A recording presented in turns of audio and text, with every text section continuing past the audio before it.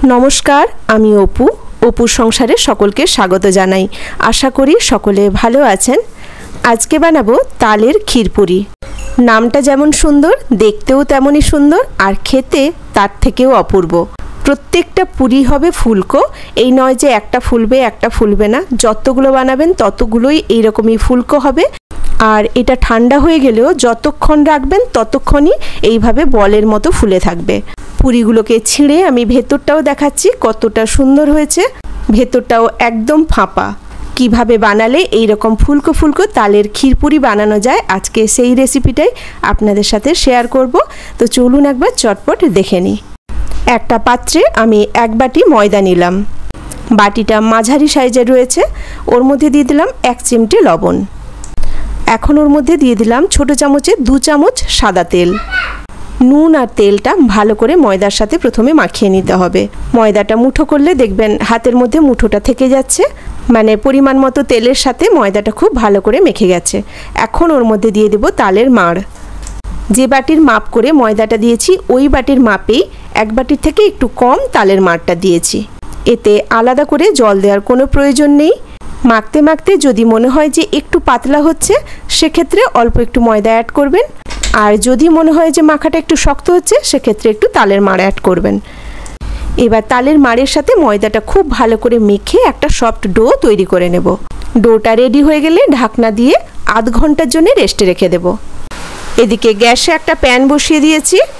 ওর মধ্যে দুধ দিয়েছি 500 গ্রাম। দুধটা আগে থেকেই ফোটানো আছে। ওর মধ্যে দিয়ে দিলাম হাফ কাপ চিনি। গুঁড়ো দুধের 10 টাকার একটা পাউচ দিয়েছি।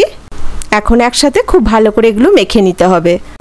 আর গুঁড়ো দুধটা দেওয়ার পরে অনবরত খুন্তি নাড়াতে হবে, নইলে কিন্তু গুঁড়ো দুধটা ডালা পাকিয়ে যাবে।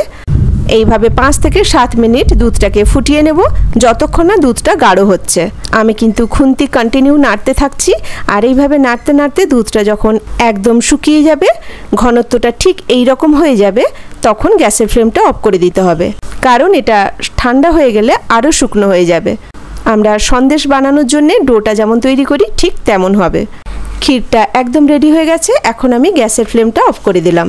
এদিকে যে ময়দাটা মেখে রেখেছিলাম সেটা এখন ঢাকনা খুলে আরেকটু মেখে নেব।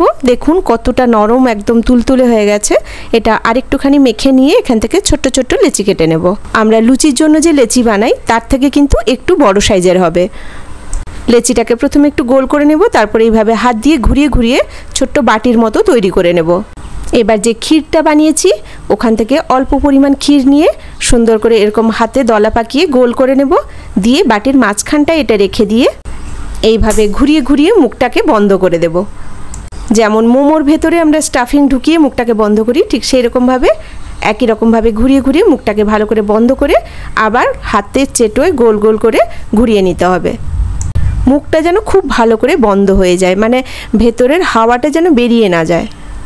ভালো করে ঘুরিয়ে হাত দিয়ে একটু চেপে এবার লুচির মতো করে একে বেলে নেব। আমি একটু তেল দিয়ে এগুলো বেলে নিচ্ছি। এই যে দেখুন সাইজটা কিন্তু লুচির মতোই হয়েছে, চাইলে একটু বড়ও করতে পারেন। এখন আমি এগুলো তেলে ভেজে নেব। কড়াইতে বেশ খানিকটা সাদা তেল নিয়ে নিয়েছি। তেলটা প্রথমে ভালো করে গরম করে নিয়েছি। তারপর গ্যাসের ফ্লেমটা কিন্তু মিডিয়াম রেখেছি, হাই রাখিনি। গ্যাসের ফ্লেমটা মিডিয়াম রেখেই পুরিগুলোকে উল্টে পাল্টে ভাজতে হবে। প্রথমে ছেড়ে দিয়ে সঙ্গে সঙ্গে উল্টাবেন না, একটু অপেক্ষা করবেন, দেখবেন এই রকম ফুলকো হয়ে গেছে। এক পিঠ ফুলে যখন একদম বলের মতো হয়ে যাবে তখন আরেক পিঠ উল্টাবেন।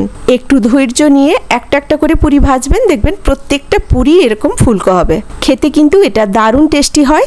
তালের সিজন চলে যাওয়ার আগে একবার অন্তত বানিয়ে দেখতে পারেন। কেমন লাগলো আজকের রেসিপি ছোট্ট একটা কমেন্ট করে জানাবেন। আর যদি ভালো লেগে থাকে তাহলে একটা লাইক দিয়ে দেবেন। সকলে ভালো থাকবেন, সুস্থ থাকবেন। কথা হবে আবার পরে ভিডিওতে নতুন কোনো রেসিপি নিয়ে। আজ এখানেই রাখি। নমস্কার।